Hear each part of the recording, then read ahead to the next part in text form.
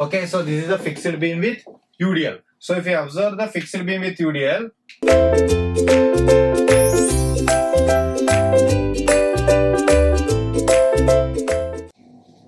same procedure. What is the DS? DS is equal to 2 and N is equal to 3. The number of plastic inches required. The locations are A, C and B. So what is C here? So for this, first we require the bending moment diagram for fixed beam with center point load. What is the bending moment diagram?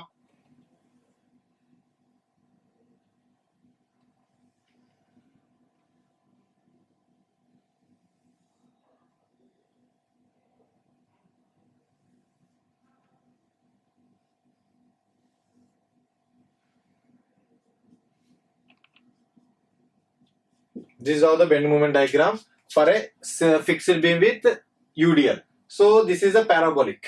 So this is a negative hogging and this is a positive sagging. So here the value is WL square by 24 and here it is a WL square by 12. So because of the symmetry of the supports and the loading, the maximum bending moment will occur exactly at the center, sagging bending moment, hogging at the supports. So now 3 plastic hinges will form at support. So this is C. So A, C, B. Now the order. So how to decide the order? So we are going to decide the order based on this bending moment value. So hogging bending moment is WL square by 12 and sagging is WL square by 8, which occurs in the span, and this is hogging at the support. So now which is more? Obviously hogging bending moment is more. That means at supports the bending moment is more. So obviously the first 2 plastic hinges will form at A and B. And if we load it further, then third plastic hinge will form at center. So here the formation of plastic hinges, 3 plastic hinges is not simultaneous, or they are not forming at the same time. That the formation is sequential. So here it is sequential. Here the formation is sequential. Sequential. So first at A and first at A comma B, then at C. So first 2 plastic hinges will form at A and B and the third will form at C. Then only the mechanism will develop. Agree or not? So as long as the required number of plastic hinges formed in a beam, then the mechanism will not develop. So for the development of the mechanism, it requires n number of plastic hinges. Then only the mechanism will develop. So here for the formation of mechanism, 3 hinges are required. So if you see the sequence, if you see the order of the formation of those 3 hinges, so first 2 will form at the supports A and B and the third will form at the C. And one more thing I want to make it clear. The main purpose of fixed beam is, so if you observe the difference between hinged support and fixed support, so what is the difference? So hinged support, so we can make simply support beam as a fixed beam. How to make?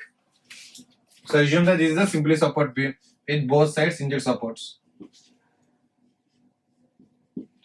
Okay, this is a simply support beam with hinged supports, both sides. So this can offer the horizontal and vertical reaction. As why? Because this is a generalized loading. So no load is mentioned. So we have to consider all the reactions that particular support can develop. Here are the 2 reactions. Now to make this hinged support as fixed support, how to do? If we add the moment, then this hinged support will become fixed support. Agree or not?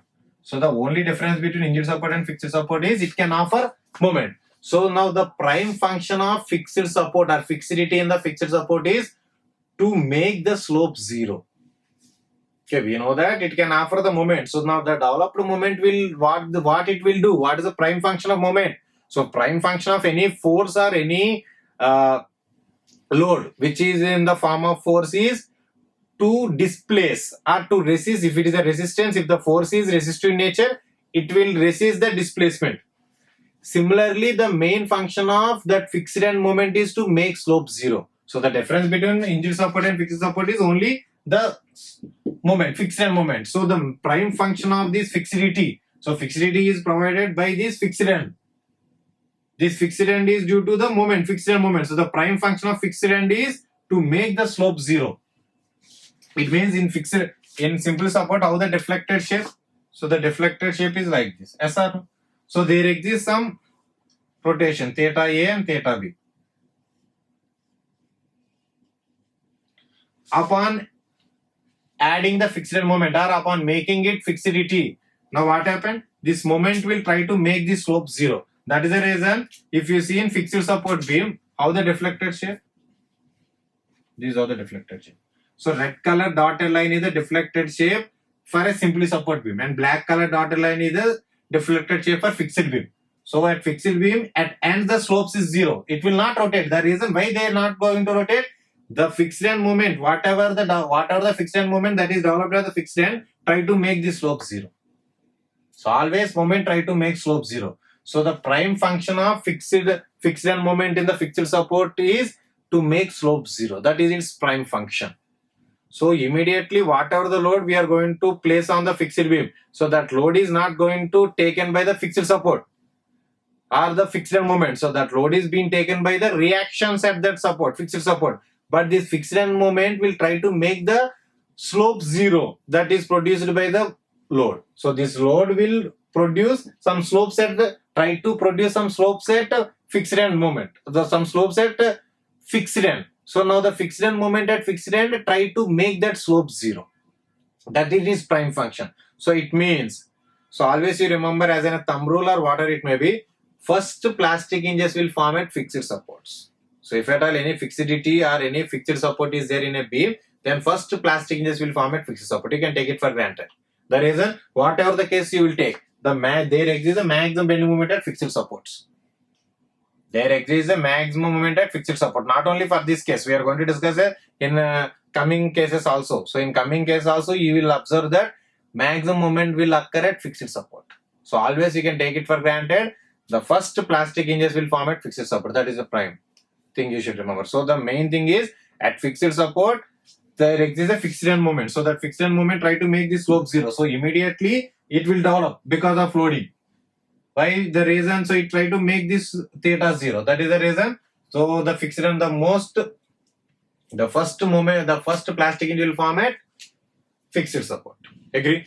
So come to this point. So here it is a sequential. So first two will form at A and C, A and B, and after at C. So how the deflected shape? So the deflected shape in this case is like this. Okay, the deflected shape in this case is like this. So as the third plastic hinge is formed at exactly at center, so this theta and this theta are same.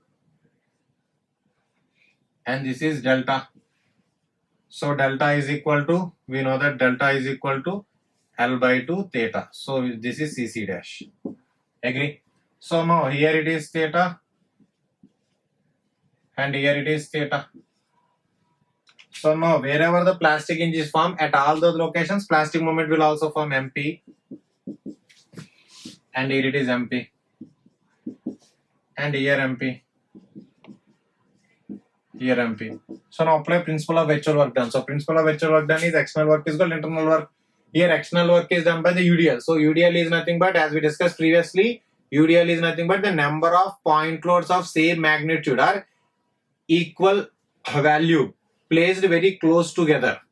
Agree or not? So now all the point loads will produce some displacement. So in the calculation of external work done for UDL, we have to take area. So intensity of UDL into area. So this is intensity W. What is the area? Half into L, length L into L by 2 theta is equal to internal work. So internal work MP theta plus MP theta plus theta plus MP theta. Agree? So this is the internal work. So now simplify it. So W L square by 4 theta is equal to, this is how much? 4 MP theta. So now theta will get cancelled. Take this 4 and L square to this side. So now true collapse load or intensity of true collapse load is nothing but 16 MP by L square. So this is the collapse load for fixed beam with UDL. So this is the collapse load for fixed beam with UDL. So take it now.